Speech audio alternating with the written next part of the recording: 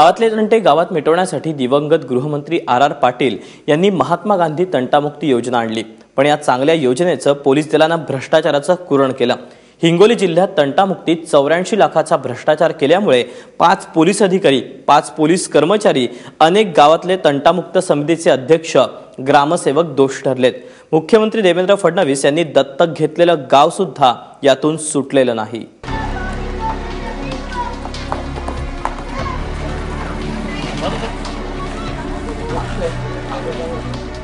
मुख्यमंत्री देवेंद्र फडणवीसांनी सेनगाव तालुक्यातलं बाभुळगाव तंटामुक्तीसाठी दत्तक घेतलं।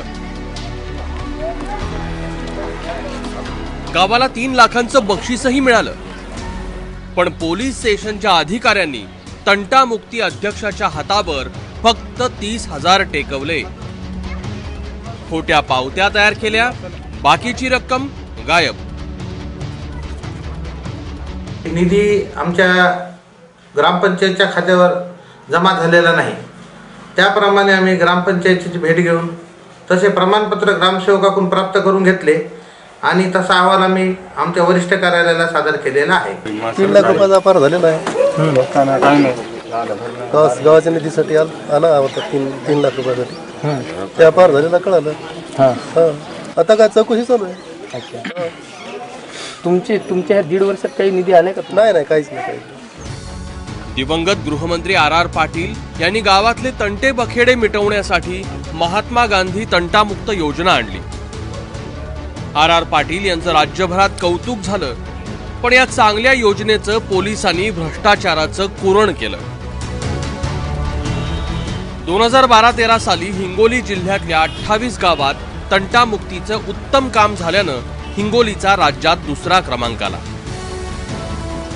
जिल्ह्याला 84 लाखांचं बक्षीस मिळालं, पण बक्षिसाची रक्कम गावात पोहोचलीच नाही। नानासाहेब नागदोरे, सुनील रसाळ, रविकांत सोनावणे आणि सुधाकर आडे यांच्यासह आणखी एका पोलीस अधिकाऱ्यानं संगनमत करून पैसा खिशात घातला। जिल्ह्यातील हट्टा पोलीस ठाण्यामध्ये जवळपास 65 लाख रुपये, कुरुंदा पोलीस ठाण्यामध्ये 58 लाख रुपये आणि भासंबामध्ये 39 लाख रुपये आणि इतर काही जे आहेत, तर अशा काही ठिकाणी रोखीने वाटून या रकमेचा मोठ्या प्रमाणात अपहार झालेला आहे। बक्षिसाचे पैसे तंटामुक्ती अध्यक्ष आणि ग्रामसेवकांच्या संयुक्त खात्यात चेकनं जमा करणं अपेक्षित होतं, मात्र तसं झालं नाही। पोलिसांच्या धाकामुळे ग्रामस्थही बोलत नव्हते।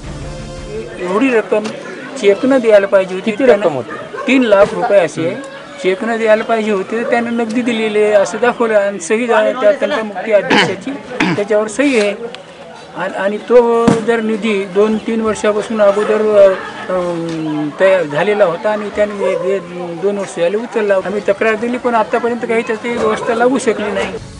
माहिती अधिकार कार्यकर्ते बाबा डाखोरेंमुळे 7 सप्टेंबर 2016ला हिंगोलीच्या पोलीस अधीक्षकांनी योजनेत कसा घोटाळा झाला त्याचा सविस्तर अहवाल तयार केलाय, ज्यावर निर्णय अद्याप बाकी आहे। त्या अहवालाची ही ती प्रत आहे। त्यात गमतीचा भाग असा आहे की जेव्हा हा घोटाळा होत होता तेव्हा हिंगोलीच्या जिल्हा पोलीस अधीक्षक या एन अंबिका तमिळ होत्या। त्यांना मराठी येत नाही याचा गैरवापर करून या मंडळींनी हे पैसे लाटले। खरं म्हणजे हिंगोलीतला घोटाळा हे हिमनगाचे एक टोक आहे। जर राज्यभरामध्ये तंटामुक्तीची सविस्तर चौकशी झाली तर अनेक अधिकारी निलंबित होतील। लोकांचा सरकारी योजनेवरचा विश्वास उडतो ते यामुळे। हिंगोलीहून संजय गवाडसह मी राहुल कुलकर्णी, एबीपी माझा, उस्मानाबाद।